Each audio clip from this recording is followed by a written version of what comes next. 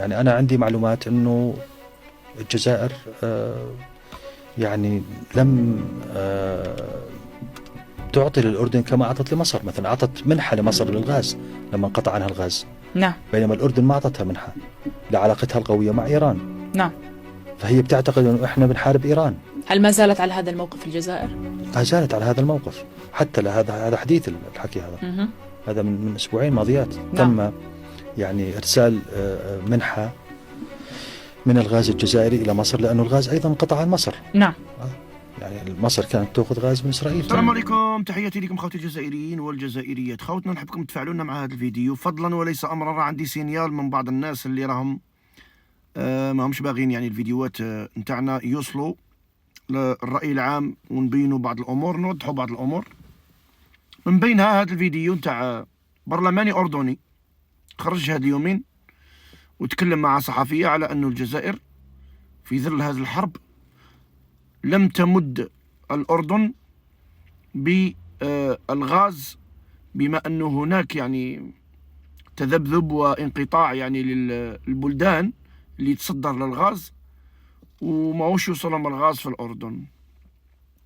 ويلقي باللوم نتاعو على أنه لماذا الجزائر اختارت أن تمد مصر ولم تختار أن تمد الأردن.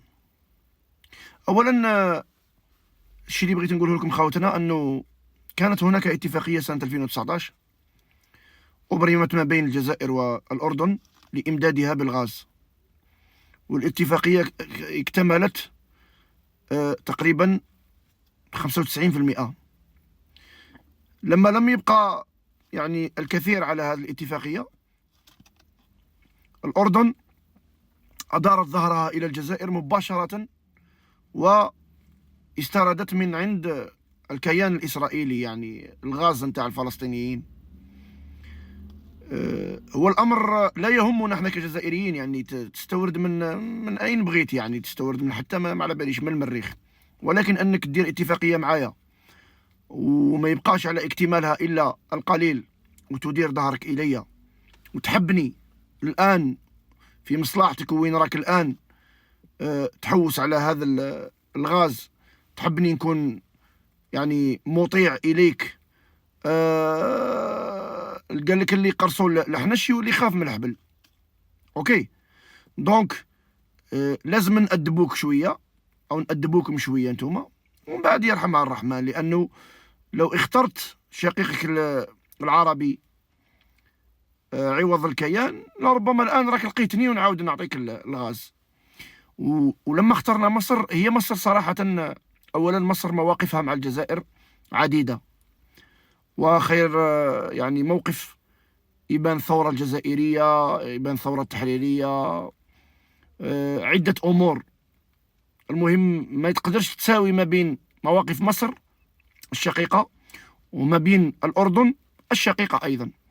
الجزائر ليست بالبقر الحلوب، ماشي منين تبغيو وماشي منين تكونوا في أزمة تلقاو الجزائر. أوكي الجزائر لها سيادة ولها مواقف. لما تكون راجل معها راح تكون معك راجل، لما تكون إنسان ما عندكش موقف راح يجي النهار اللي تحتاجها وتدير لك ظهرها كما دارت معك هاد المرة.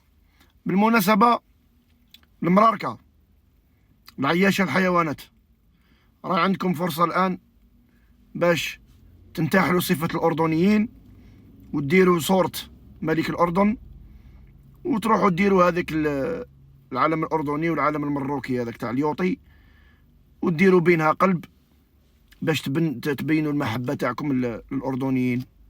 اوكي واذا اقتضى الامر زيدوا مدوا لهم خياتكم، راهي كاينه بعض يعني جاليه كبيره تاع مروكيات في الاردن، فزيدوهم شويه لربما باش ينساو يعني موقف الغاز هذا.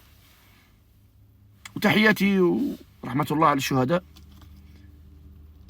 تحيه الجزائر شعبا وحكومه وجيشا، الله المستعان.